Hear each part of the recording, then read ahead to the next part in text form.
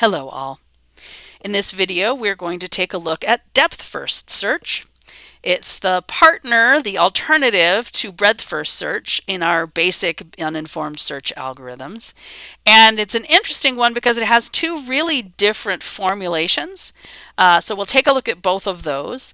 It also has a totally different personality than breadth-first search. It's one of the things I like about this pair of algorithms is they are very much the tortoise and the hare.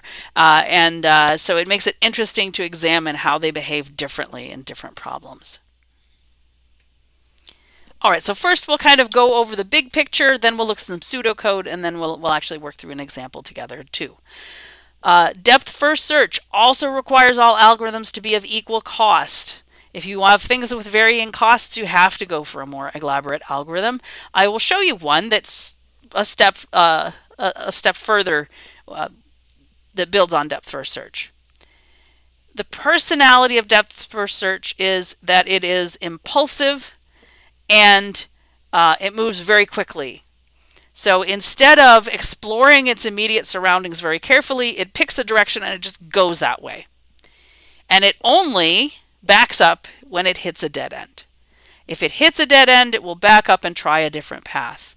So it's a really good algorithm for things like maze searching, in a way that breadth-first search is maybe not as ideal, or at least not as realistic. So it plunges away from the starting point and it backtracks. That's the nature of depth-first search.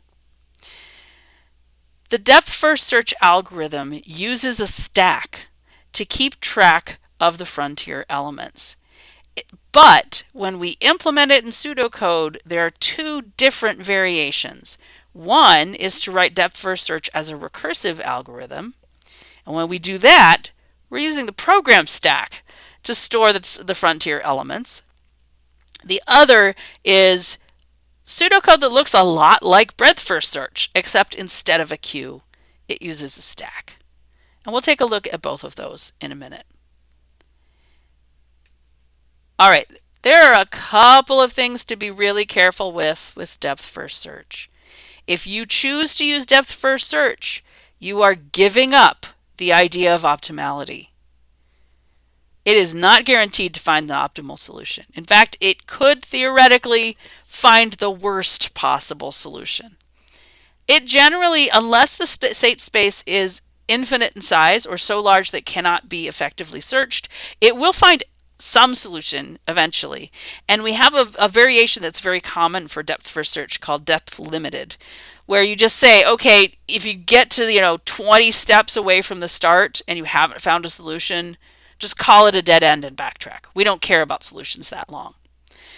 So there are ways that we can handle this, making sure that it actually does find a solution, but we can't make it find the optimal solution. It's just not intended for that. So certain problems are particularly good to use depth-first search on, and that's where you maybe have a lot of goals. A lot of different goal states scattered around the space, so that the chances of the depth-first search taking off in some direction and ending up at a goal is actually not bad. Problems you might think of like that are looking for a gas station. There are lots of gas stations. You could head out from, say, our campus in almost any direction and eventually find a gas station. So that kind of problem where you have lots of goals and they appear throughout the space, if you don't need to find the most optimal, then depth-first search might be a good option. So why is it used?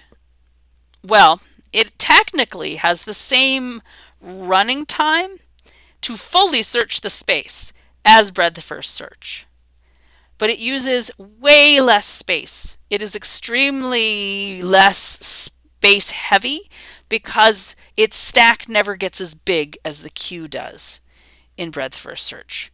So it uses less memory, and that makes it a better option in many situations. Again, it will take the same amount of time as breadth-first search if you end up having to search the whole space.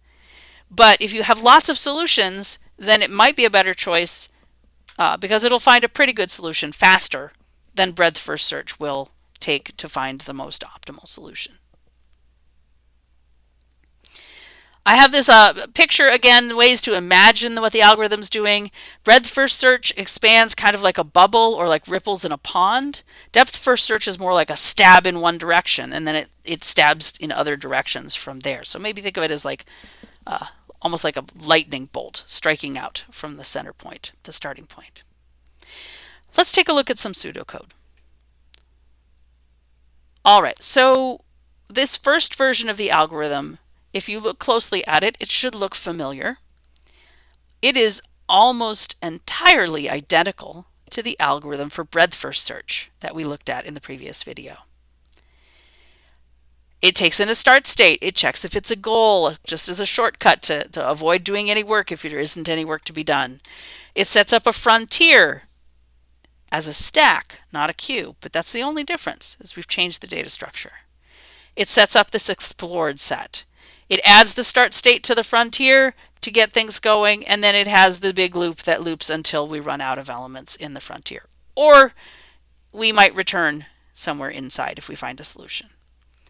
Inside here, it is exactly the same, except of course that the frontier is a stack and not a queue. So there are differences in how that operates, but fundamentally it's doing exactly the same steps. How is this possible? Well, it is. A stack behaves really differently from a queue. When you put things on the stack, you access the most recently added, not the long ones that have been in there the longest time. That simple change changes the behavior of this algorithm completely from breadth first search to turn it into depth first search. All right, below I have here, this is a much shorter algorithm. This uses recursion to solve the problem. There's still a stack involved. It's just the program stack that maintains the list of recursive calls that are happening and others that are going to happen. So here, we don't think of this as starting out with the initial state. We get a current state. So when we start, we pass it the initial state, but at later points, it's being passed other states. So if the current state is a goal state, then that means that we want to return it. I should state current state right here.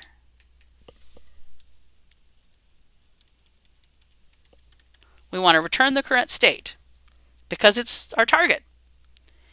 Otherwise, we're going to add current state to our explored set, and we're going to generate all of the child states of current state. And then for each child in the list of children, if we haven't explored it already, we're going to make a recursive call and pass that child.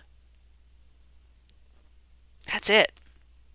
This is a very, very simple structure to the algorithm, and it does essentially the same thing as what we had up above. As soon as it finds a solution, it's going to return, and this will like halt the for loop all the way up. We'll keep, once we start returning, it just returns and returns and returns all the way back out again. All right, so it's kind of exciting that we have this simple form. The work done is essentially the same, regardless of which form you use. So let's take a look at an application. We're going to look at that 8 puzzle again. So this is a sliding tile puzzle with a 9 by 9 or a 3 by 3 space, so it's 9 cells.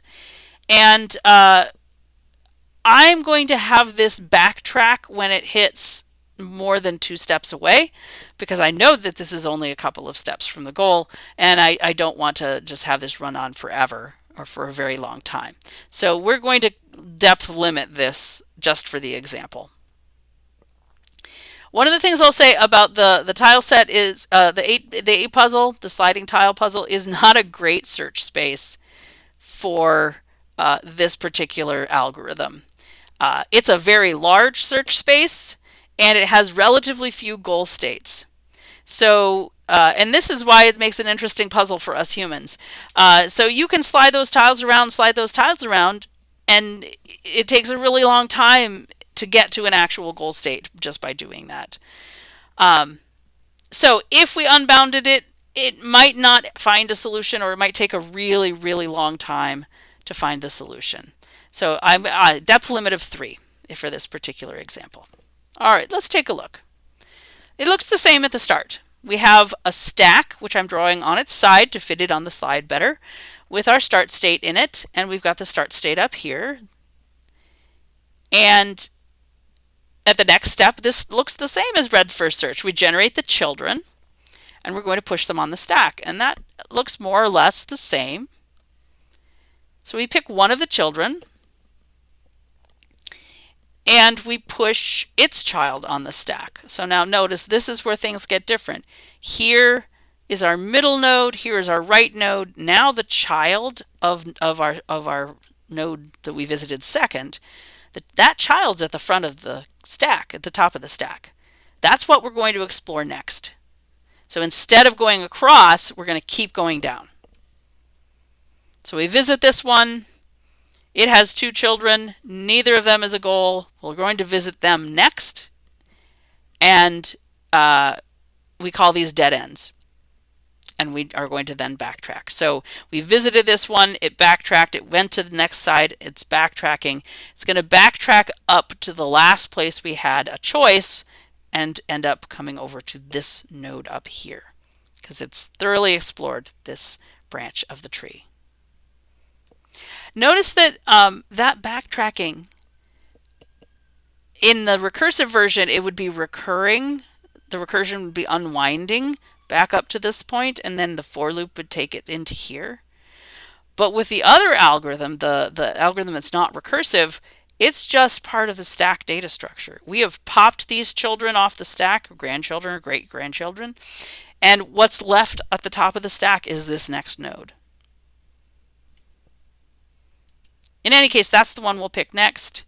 We add its children to the tree, then we're going to explore each of its children.